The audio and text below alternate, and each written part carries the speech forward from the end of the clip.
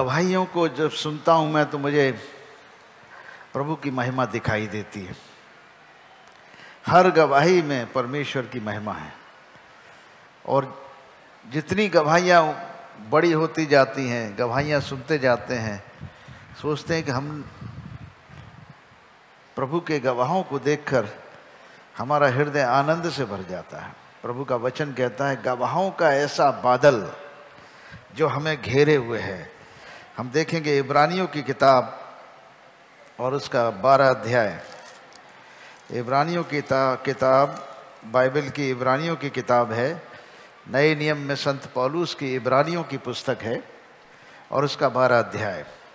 इस कारण जबकि गवाहों का ऐसा बादल हमको घेरे हुए है, तो आओ हर एक रोकने वाली वस्तु और उलझाने वाले पाप को दूर करके वो दौड़ जिसमें हमें दौड़ना चाहिए, धीरज से दौड़ें और विश्वास के कर्ता और सिद्ध करने वाले यीशु की ओर ताकते रहें, जिसने उस आनंद के लिए जो उसके आगे धरा था लज्जा की कुछ चिंता न करके क्रूस का दुख सहा और परमेश्वर के सिंहासन की दाहिनी ओर जा बैठा। यानी हम गवाहियों को सुनते हैं तो अपने आप को बहुत छोटा महसूस करते हैं कि हम प्रभु के छोटे से दास हैं, लेकिन प्रभु की महासामर्थ्य हमारे मध्य में है, हर विश्वासी के साथ है।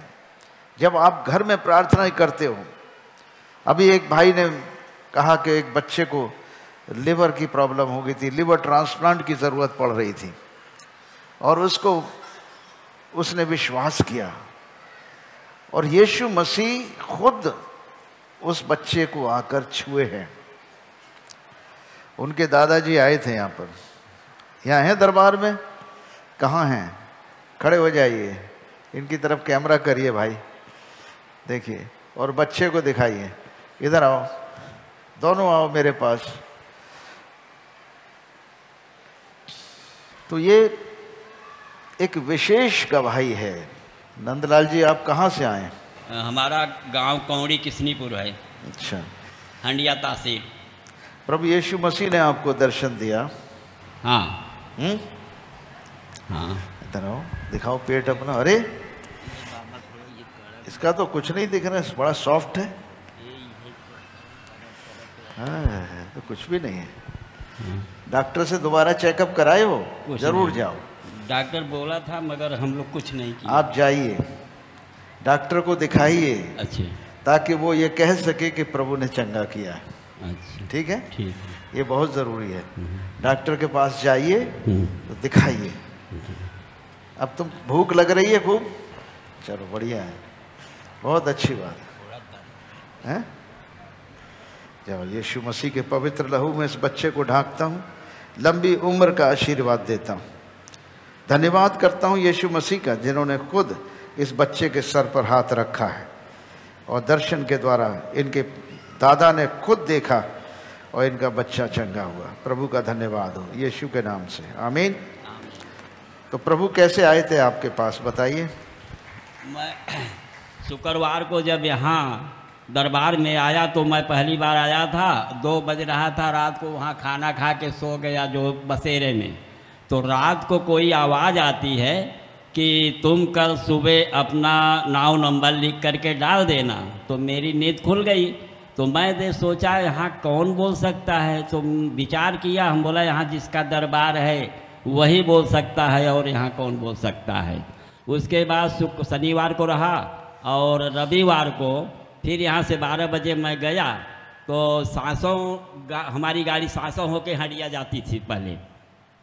तो जैसे ही सांसों पे गाड़ी हवाई अड्डे पे चढ़ी, मतलब वो जहाज, वो जो रोड बना हुआ है नया वाला, तो उस पर गई तो मेरा आँख ऐसा बंद हो गया। तो मैं क्या देखता हूँ, जो मुझे यहाँ लाया था वो आदमी इसके मुंह में मुंह लगा करके जो है कि जना चुम्मा ले रहा है। जितना देखते हुए मुझे ऐसा लगा, मैं खुश हो गया। 5 आदमी थे हम लोग। बोला कि प्रभु ने इनको चंगाई दे दिया। और ये लड़का पेट इतना फूला रहे कि अब फटई कि तब फटई। तो यहाँ पे जब घर पे गया तो 1 हफ्ते के अंदर ये लड़का खाट पर से अपने आप चढ़ने और उतरने लगा। तो जब मैं इतना देखा तो मैंने लगातार 2 महीने तक लगातार यीशु दरबार दर शुक्रवार को आता था और जाता था। जो अब पेट ठीक है एकदम। वो आदमी कैसा लग रहा था आपको जो इसको छुआ था?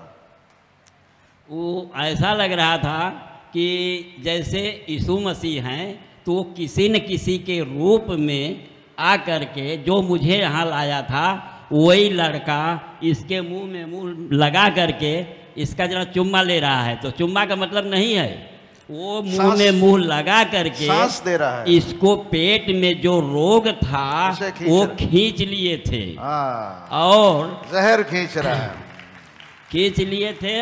और बाद में प्रभु बोले मुझे कि इसके ऊपर भूत प्रेत नहीं था, इसके ऊपर मर्ज था। जो है मर्ज है, निकल गया। जय यीशु, जय श्री। अब दर्द कर प्रभु का धन्यवाद हो। बहुत प्रभु ने बड़ी सुंदर गवाहियाँ दी हैं। वो अनुग्रह करने वाला जीवित परमेश्वर है।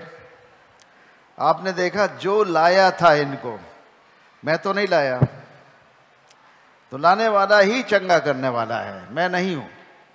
यीशु मसीह का दरबार है, जिसका दरबार है वही बोलता है। हालेलुया। हमारी जुबान है और उसका पैगाम है। हमारी जुबान ज़रूर है जो उसने दी है, मगर वचन प्रभु के हैं, हमारे नहीं है, है ना। उसी का रहम है, उसी का करम है, हम उसके वैसल हैं। हमारा शरीर परमेश्वर का मंदिर है और उसका आत्मा हमारे अंदर वास करता है, आपके अंदर भी वास करता है। हर एक विश्वासी में जिसका नया जन्म हुआ है, जिसने प्रभु यीशु मसीह को अपना प्रभु और मुक्तिदाता ग्रहण किया है, बाइबल में लिखा उन सब को यीशु मसीह ने परमेश्वर की संतान होने का अधिकार दे दिया है। जब आप परमेश्वर की संतान हुए तो आपका नया जन्म हुआ, आत्मा से और जल से जन्म हुआ। आप आत्मिक प्राणी बन गए, शारीरिक प्राणी से आत्मिक प्राणी बन गए और प्रभु की उपस्थिति और प्रभु का जीवन आपके अंदर आ गया है। यही हकीकत है। इसलिए जब गवाहों का ऐसा बड़ा बादल हमें घेरे हुए है, तो आओ हर एक रोकने वाली वस्तु और उलझाने वाले पाप को दूर करके वो दौड़ जिसमें हमें दौड़ना चाहिए, धीरज से दौड़ें और विश्वास के कर्ता और सिद्ध करने वाले यीशु की ओर ताकते रहें, जिसने उस आनंद के लिए जो उसके आगे धरा था लज्जा की कुछ चिंता न करके क्रूस का दुख सहा और परमेश्वर के सिंहासन के दाहिनी ओर जा बैठा। इसलिए उस पर ध्यान करो जिसने अपने विरोध में पापियों का इतना विरोध सह लिया कि तुम निराश होकर साहस न छोड़ दो। यानी जब आपको आपका विश्वासियों का, परमेश्वर के धर्मी जनों का, उन पवित्र जनों का विरोध होता है जो आत्मिक हैं, जो आत्मा के चलाए चल रहे हैं, जो पवित्र आत्मा के चलाए चल रहे हैं और परमेश्वर के पवित्र कार्यों को कर रहे हैं, जब उनका विरोध पापियों के द्वारा होता है तो हमें निराश नहीं होना चाहिए। संत पौलुस यही बात कह रहे हैं, आप निराश न हो, साहस न छोड़ें, प्रभु की सेवा करते रहें, वचन में स्थिर रहें। जैसे आपने अभी इस बेटी ने जो भजन गाया था वो 2004 में मैंने लिखा है।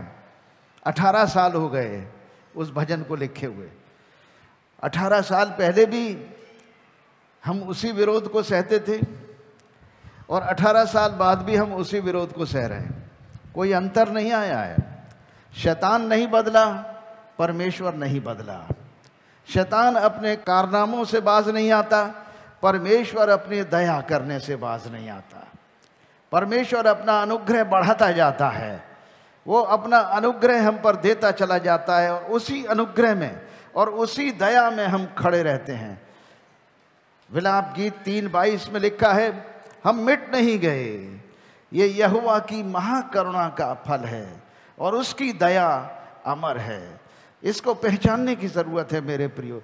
सत्य के मार्ग पर चलते रहो, सत्य से दाहिने और बाएं मत मुड़ो।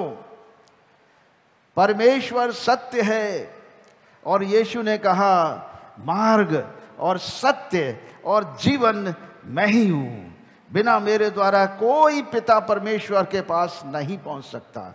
यानी स्वर्ग राज्य में प्रवेश करना है तो यीशु मसीह पर विश्वास करना है, उनकी ओर निगाह करना है, अपने विश्वास के कर्ता और सिद्ध करने वाले यीशु की ओर ताकते रहना है। और उस आनंद के लिए जो उसके आगे धरा था, यीशु ने अपनी लज्जा की कोई चिंता नहीं की, वरन क्रूस की मृत्यु भी सह ली। किसके लिए? हमारे लिए, आपके लिए।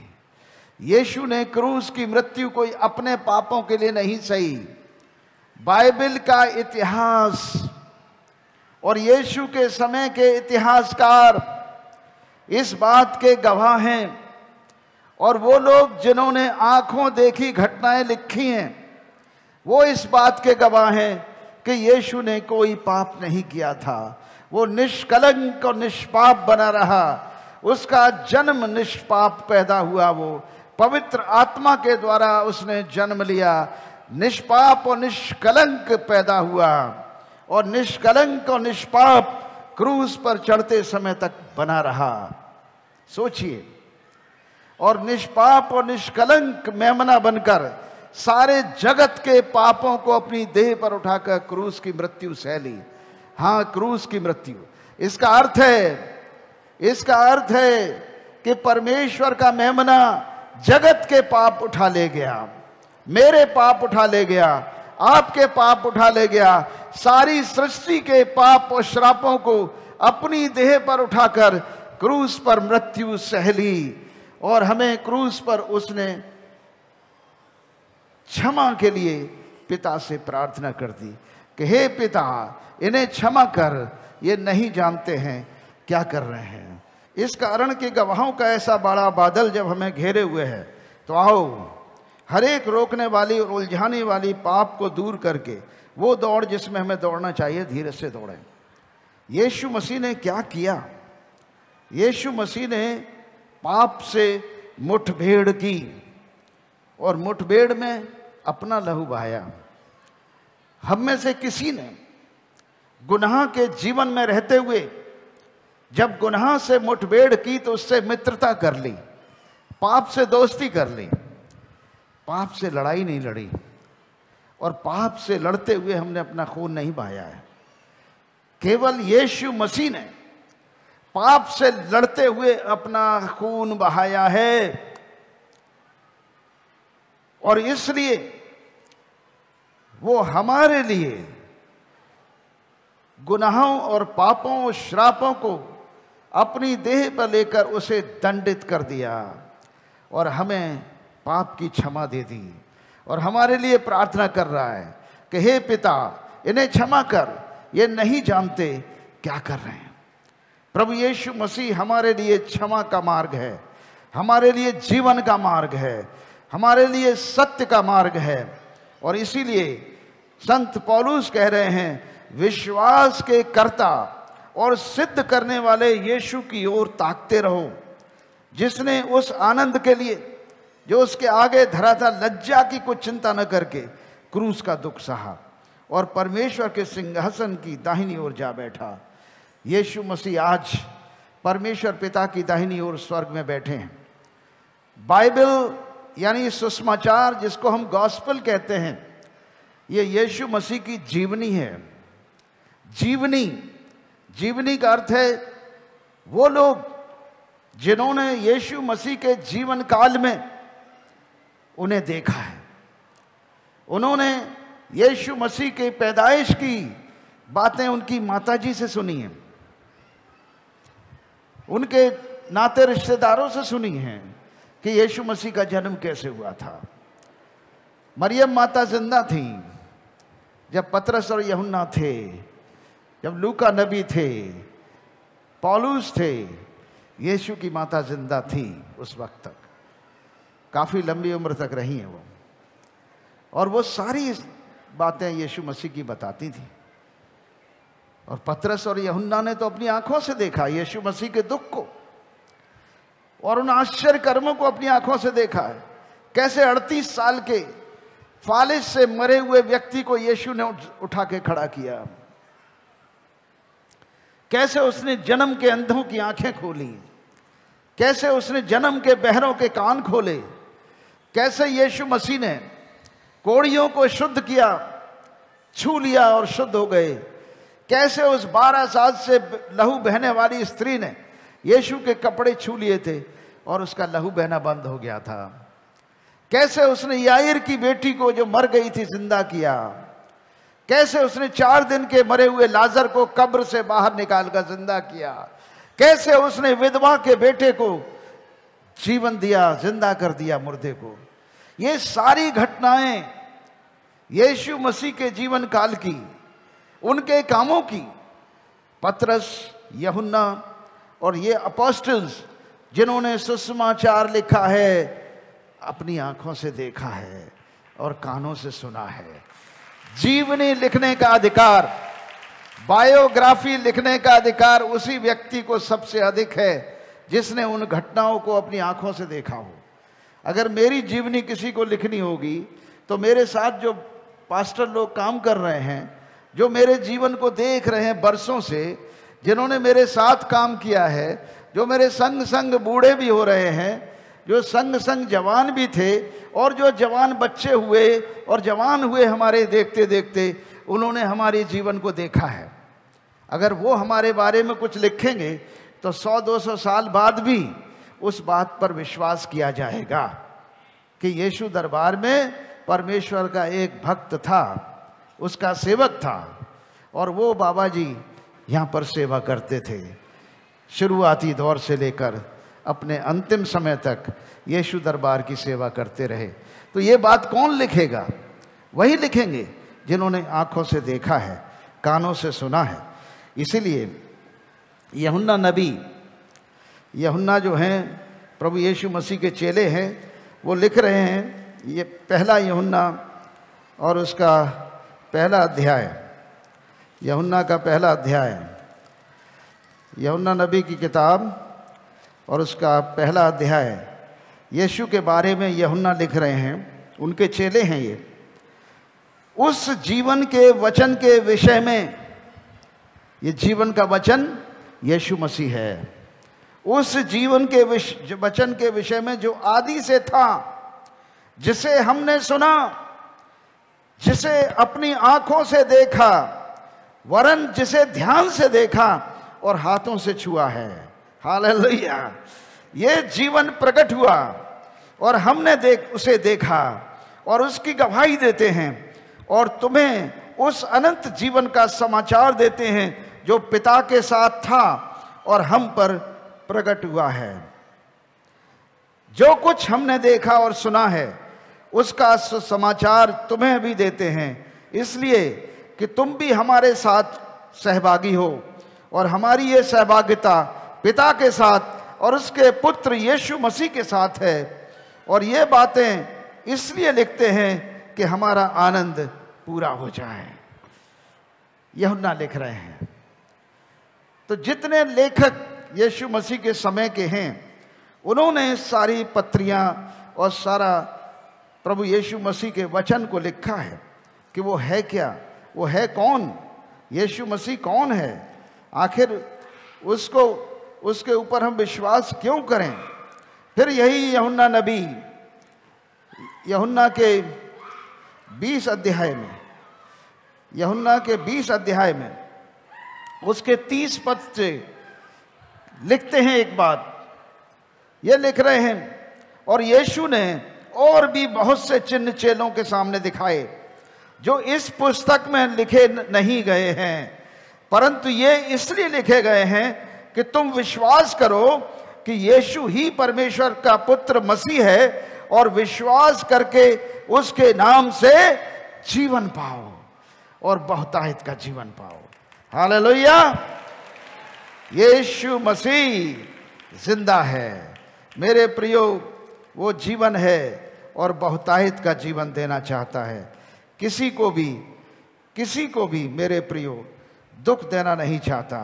उसने खुद दुख उठा लिया और पाप से लड़ते हुए अपना लहू बहा दिया ताकि हम सब पाप के ऊपर जयवंत हो सकें, गुनाह के ऊपर जयवंत हो सकें, केवल इस विश्वास से कि यीशु मसीह हमारा प्रभु है। और यदि हम उसे अपने जीवन में ग्रहण करते हैं तो जानते हो हमारा जीवन बदल जाता है और हमारा जीवन पुराने मनुष्यत्व का नहीं रहता। हम एक नए मनुष्य बन जाते हैं, हम एक नए मनुष्य हो जाते हैं और हमें एक नई आत्मा मिल जाती है, हमें एक नया मन मिल जाता है जो मसीह की समानता और उसके स्वरूप में होता है। तब हमारे जीवन से वो ज्योति चमकती है जिसके लिए यीशु ने अपने चेलों से कहा, मत्ती रचित सुसमाचार 5 अध्याय 14 पद में चेलों से कहा, तुम जगत की ज्योति हो। यानी तुम बेटे और बेटियों जिन्होंने यीशु को अपना प्रभु ग्रहण किया है, तुम्हारा चाल चलन मसीह का होना चाहिए। तुम्हारे चाल चलन और जीवन से प्रेम, आनंद, मेल, धीरज, कृपा, भलाई, विश्वास, नम्रता और संयम का दर्शन होना चाहिए। तुम्हारे चाल चलन से पवित्रता झलकनी चाहिए।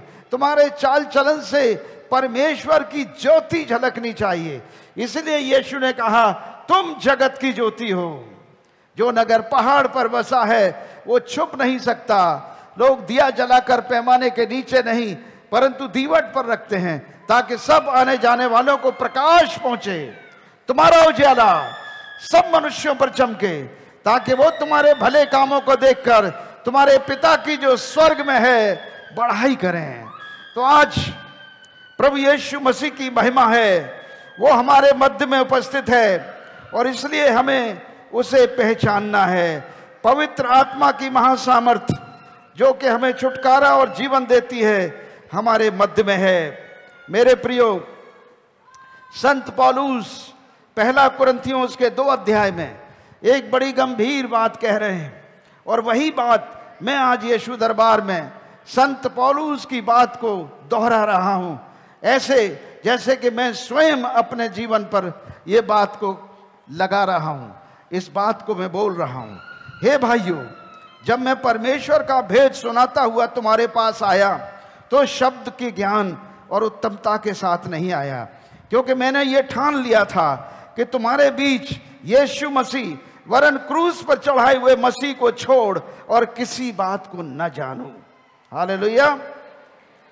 मैं निर्बलता और भय के साथ, जब मैं अभी मैंने थोड़ी देर पहले कहा था कि जब बड़ी बड़ी गवाहियों को सुनता हूं तो अपने आप को बहुत छोटा महसूस करता हूं कि मैं एक प्रभु का छोटा सा दास हूं जो उसकी सेवा कर रहा हूं। प्रभु ऐसे अपनी सेवा मुझसे लेते रहिए, मैं आपकी सेवा करता रहूंगा निरंतर। ऐसे ही अपने सेवकों को इस दुनिया में भेजिए, तैयार कीजिए ताकि वो प्रभु की महिमा को इस पृथ्वी पर प्रकट करें। परमेश्वर के बेटे और बेटियां जब प्रकट होंगे तो शैतान के कामों का नाश होगा। मैं निर्बलता और भय के साथ और बहुत थरथराता हुआ तुम्हारे साथ रहा और मेरे वचन और मेरे प्रचार में ज्ञान की लुभाने वाली बातें नहीं परंतु आत्मा और सामर्थ का प्रमाण है। हालेलुया। इसलिए कि तुम्हारा विश्वास मनुष्यों के ज्ञान पर नहीं परंतु परमेश्वर की सामर्थ पर निर्भर हो, पवित्र आत्मा की शक्ति पर निर्भर हो, यीशु मसीह के नाम की शक्ति पर निर्भर हो कि यीशु मसीह का नाम सब नामों में श्रेष्ठ है। उस नाम के आगे हर घुटना टिकेगा, हर जुबान अंगीकार करेगी कि यीशु ही प्रभु है। हालेलुया। इसलिए जब यीशु मसीह ने हमारे लिए सब कुछ सह लिया, फिलिपियों की किताब उसका 2 अध्याय जिसमें लिखा है 6 पद से, यीशु मसीह जिसने परमेश्वर के स्वरूप में होकर भी परमेश्वर के तुल्य होने को अपने वश में रखने की वस्तु न समझा परंतु अपने आप को ऐसा शून्य कर दिया और दास का स्वरूप धारण किया और मनुष्य की समानता में हो गया, यानी हमारी और आपकी समानता में हो गया।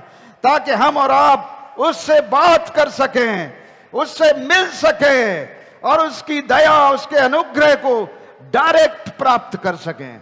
यीशु मनुष्य है, आज भी मनुष्य है, शरीर में मनुष्य के रूप में जीवता परमेश्वर है। मेरे प्रियो, उसकी मोहब्बत ने, उसके प्रेम ने उसे परम प्रधान ईश्वर से हमारे समान मनुष्य बना दिया। उसने हमसे इतना प्रेम किया कि हमारे समान शरीर धारण करके पृथ्वी पर मनुष्य बन गया। और जानते हो, मनुष्य बनकर मनुष्यों का शरीर जो उसने धारण किया था, जमीन में कब्र में गड़ा हुआ नहीं छोड़ा। तीसरे दिन मुर्दों में से जी उठा और हमारा शरीर लेकर स्वर्ग में चला गया। हमारा शरीर धारण करके स्वर्ग में पिता की दाहिनी ओर बैठ गया है। वो जिंदा है।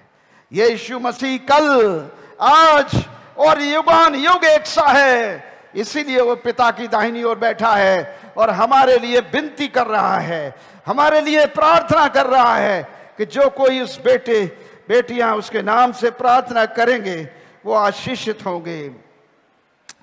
वरन अपने आप को ऐसा शून्य कर दिया, दास का स्वरूप धारण किया और मनुष्य की समानता में हो गया और परमेश्वर के रूप में प्रकट होकर अपने आप को दीन किया। मनुष्य के रूप में प्रकट होकर अपने आप को दीन किया और यहां तक आज्ञाकारी रहा कि मृत्यु, हाँ, क्रूस की मृत्यु भी सहली। इस कारण पिता परमेश्वर ने उसको अति महान भी किया और उसको वो नाम दिया जो सब नामों में श्रेष्ठ है, कि जो स्वर्ग में और पृथ्वी पर और पृथ्वी के नीचे हैं। स्वर्ग में जितने फरिश्ते हैं, जितने दूत हैं, जितने संत हैं, वो सब, और पृथ्वी पर मनुष्य और पृथ्वी के नीचे, वे सब यीशु के नाम पर घुटना टेकें और परमेश्वर पिता की महिमा के लिए हर एक जीव अंगीकार कर ले, यीशु मसीह ही प्रभु है। हालेलुया। हम बोलेंगे यीशु मसीह ही, यीशु मसीह ही, यीशु मसीह ही, यीशु मसीह ही। आमीन। जय यीशु।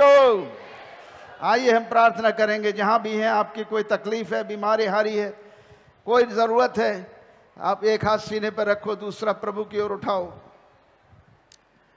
प्रार्थना करेंगे। जहां भी हैं आप, दरबार का कार्यक्रम देख रहे हैं, अपने घरों पर देख रहे हैं, अपने घरों पर भी एक हाथ सीने पर रखिए, दूसरा टेलीविजन की ओर बढ़ाइए। प्रभु आपकी ओर देख रहा है। यीशु मसीह आपको देख रहे हैं।